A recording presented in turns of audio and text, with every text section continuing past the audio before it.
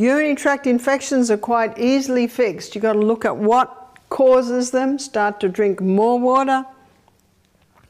But this is continuing. And so the brain says, the kidneys are having a problem. They're not able to filter the blood because they're so cold. Let's insulate the kidney. And what does the body insulate the kidneys with? Now remember, we don't have fur and we don't have feathers. We have fat. And so the fat cells are built up there to insulate the kidney. This is the belt. I think it's called muffin top. Do you find that today? Many young girls, they've got thin arms, thin legs, but they've got this weight around the torso area. And a lot of it has to do with the poor old kidneys are constantly cold. Hello, I'm Barbara O'Neill.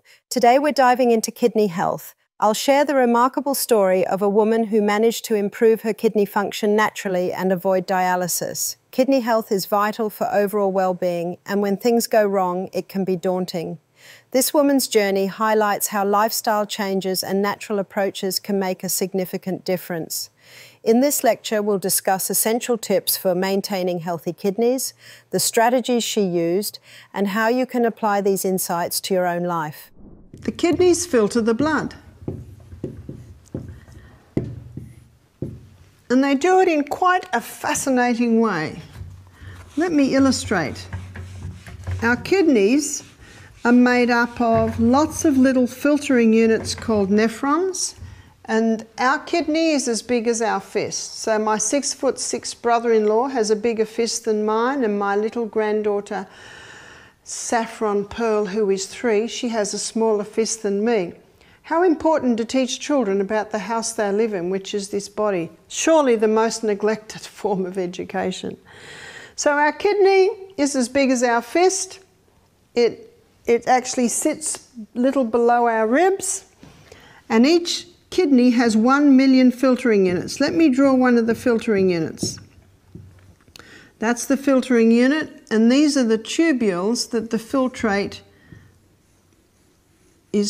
travels along before it gets down to the bladder and then of course is urinated out.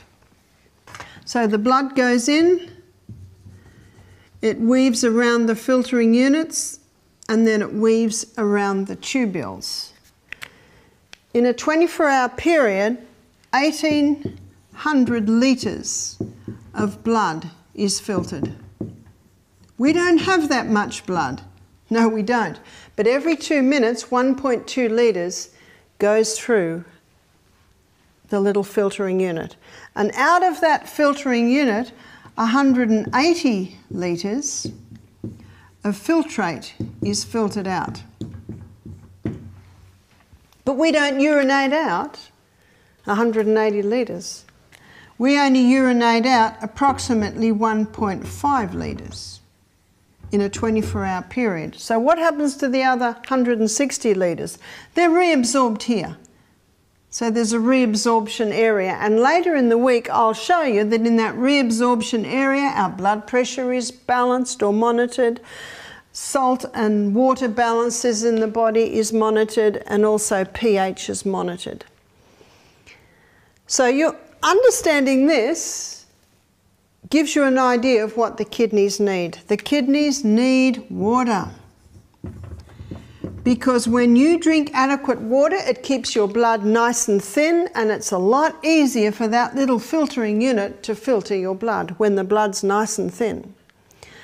So we need to be drinking at least 2 to 2.5 litres of water every day. The second one is warm. The kidneys need to be warm. Let me show you. Here is the kidney. And these little filtering units are all on the edge. And these tubules here basically weave down like this. And then into the ureter, which is into the bladder, and there's the ureter from the other kidney, and then urinated out. Considering this, you can imagine if this back area of the human body gets cold, then not a lot of blood will go into that area. You see, we're warm-blooded creatures, and where there's no blood, there's no warmth. And if someone has cold hands and you look at them, their hands will be quite white. But if they clap their hands and rub their hands together, the hands become pink and now they're warm. Do you know why they're warm? Because they've got blood in them. So it is the blood that causes the warmth. So let's say, and it has been a common fashion over many years, to have the midriff area bare. And that's all right on a day like today. And it's all right in the middle of summer in Cairns. But when I lived in Melbourne a few years ago, in the winter you would see young girls with bare midriffs. What happens is the blood's not getting in there because it's so cold. And so what's happening is the blood's not getting filtered. And so waste starts to build up in the blood. And who's going to clean up the waste? Your own microorganisms evolve into the cleanup team. And then the girl goes to the doctor because she's discovered she's got a urinary tract infection. Hopefully that doctor says to her, how much water are you drinking? You've got to keep those kidney warms. Are you exercising? Have you stopped the coffee? Have you stopped the Coca-Cola? But I've got a friend, she's a doctor, and if she says that, you know what the girl will do? She'll get up, leave her surgery and find someone who'll just give her a course of antibiotics. No, she's got to keep those antibiotics when she really needs them. Beyond just keeping the kidneys warm and hydrated, it's essential to understand the role of a balanced diet in maintaining kidney health. The kidneys are responsible for filtering out waste products from the bloodstream, but they also help regulate electrolytes, control blood pressure, and produce hormones that support bone health and red blood cell production. To help your kidneys perform these vital functions effectively, it's important to consume a diet rich in fruits, vegetables, whole grains, and lean proteins. Excessive intake of sodium, commonly found in processed foods, can lead to high blood pressure, which over time puts additional strain on the kidneys. This can result in kidney damage or exacerbate existing conditions. Similarly, a diet high in sugar and unhealthy fats can contribute to obesity and diabetes, both of which are significant risk factors for kidney disease. Another crucial factor is avoiding the overuse of over-the-counter pain relievers, such as non-steroidal anti-inflammatory drugs, NSAIDs, which can cause kidney damage when used frequently or in high doses. If you have any underlying health conditions like diabetes, hypertension, or a family history of kidney disease, regular checkups with your healthcare provider are important to monitor kidney function. Let's go to the smallest unit in the kidney, which is a little nephron. It's a little filtering unit. It's called the Bowman's capsule, and out of the Bowman's capsule the filtrate comes out, and then the filtrate weaves around these tubules and is eliminated via the bladder. So what happens with these little filtering units is the blood comes in, weaves around the filtering units, and then the blood weaves around the tubules. So let me show you where in the kidneys are these little filtering units. So the medulla is the middle part, the cortex is the outside, and all the little filtering units basically sit on the outside, and then the tubules weave down like this, then into the ureter, into the bladder, and out via the urethra comes the urine. So why am I talking about the kidneys with pH? Let's say the pH of the blood is getting too acid. Well, it's in this area of the blood going through the tubules that the pH is tested. You see, we only filter out 1.5 litres of urine a day, but out of these filtering units, 1,800 litres is filtered out. So where does that go? There's a reabsorption here. And it's in the reabsorption area that pH is being monitored. So let's say the pH of the blood is getting too acid, and we'll look at why that is in a moment. Then extra acid is dropped into the tubules to be urinated out. But let's say the pH of the blood is going too alkaline. Well, it is here that extra acid is pulled back out of the tubules and into the blood. So that is how the kidneys are constantly monitoring and balancing, if necessary, the pH of the blood. Let me give you a story to illustrate. We had a lady, she was coming to do our program, this is a few years ago now. She rang up Saturday night and she said, I'm very worried about coming to your retreat. I said, why is that? She said, well, I'm about to go on dialysis. I'm 57, my legs are swollen, and I'm worried if when I come to your retreat and go through the detox, I'll get worse. Do you have a doctor there? I said, we don't, but we will keep a close eye on you. We can adjust as we go, and there is a hospital an hour away if you need that.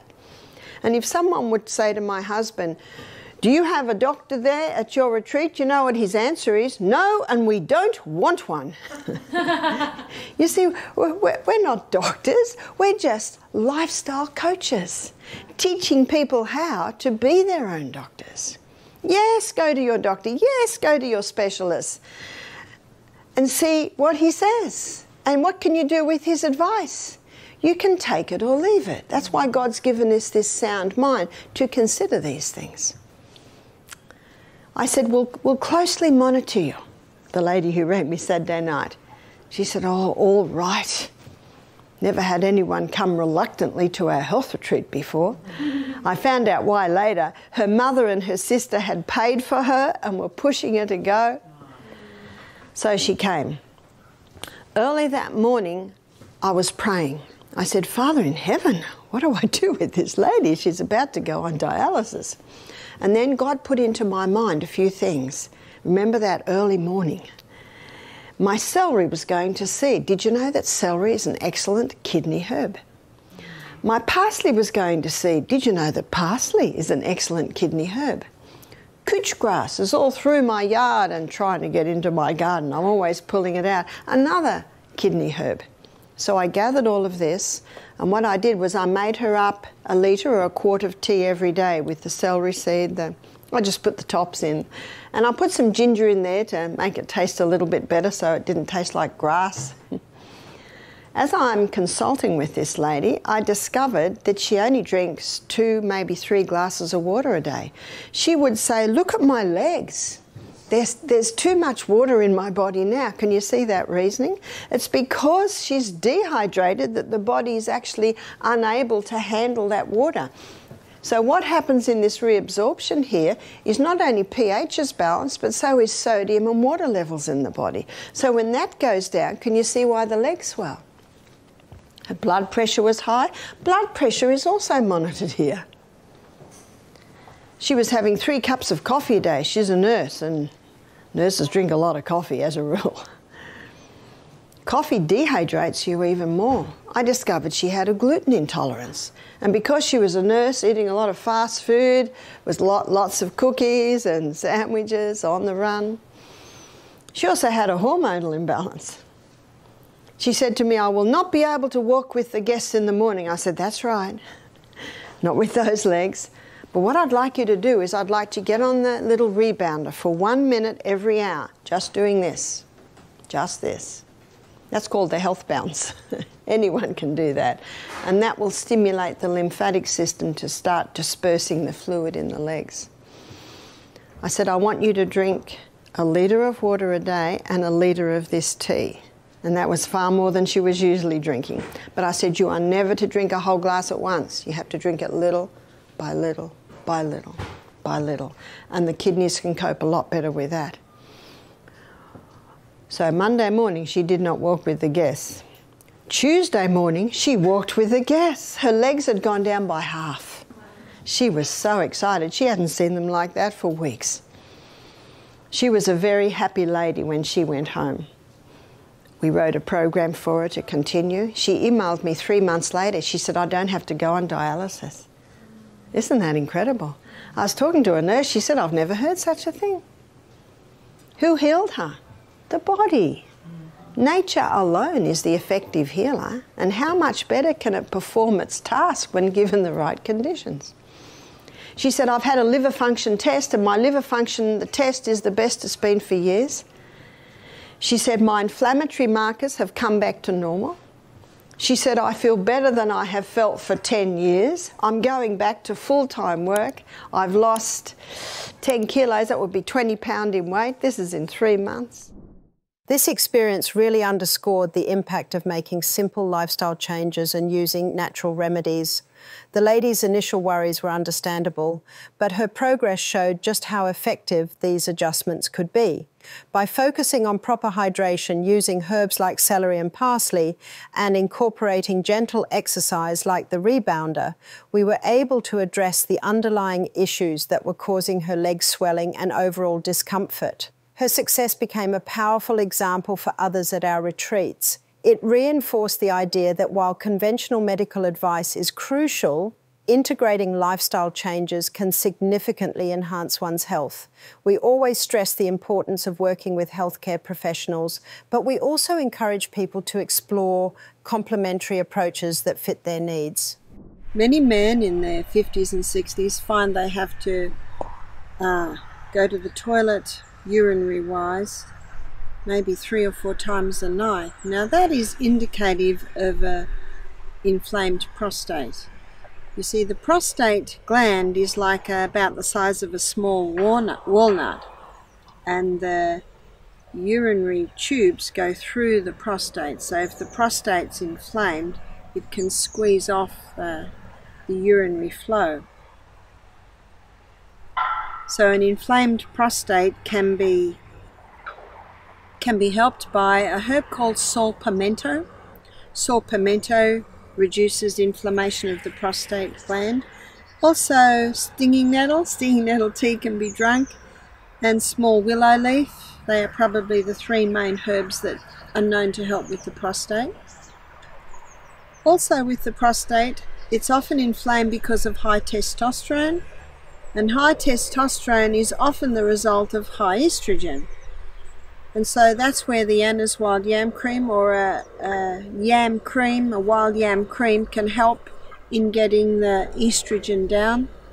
What a man does is he applies the cream twice a day, every day, and ideally probably about a year. It can be many years in causing this imbalance in hormones. The good news is it won't take many years to balance, but it might take about a year. What about if a young man is finding this urinary frequency? It could be an irritation, and the most common irritation is the inflammation of the prostate. Now, what can cause inflammation in the prostate is lack of zinc. So whether it's because of prostate cancer or inflammation, it's important to take zinc. I have to talk about another area now that may contribute. Every time a man ejaculates in the sexual act, he totally depletes his zinc supplies. So if a man is masturbating, or if a man is looking at pornography and overdoing that area, he can suffer a dramatic depletion in zinc. And that depletion in zinc means that his testosterone levels can go too high, because it is zinc that keeps that under control. So how do we get zinc? With a man in this situation, he needs to be taking a supplement of zinc, and the recommended daily allowance he will read on the container. But the foods that are high in zinc are pumpkin seeds, sesame seeds, sunflower seeds. A lot of grains have zinc, but it's only released with long, slow cooking. So with your whole grains like your millet, your brown rice, your quinoa, they're best done in a slow cooker overnight. But there's something else that will cause a release of the zinc in the grains, and that is the culturing of the sourdough bread. Traditionally in Germany, for thousands of years, the sourdough bread has been used. I look forward to coming to Germany to taste your sourdough breads, and I certainly have tasted some delicious ones. A sourdough bread, a sour isn't really the correct term. It's a cultured bread, and it should not be heavy and sour.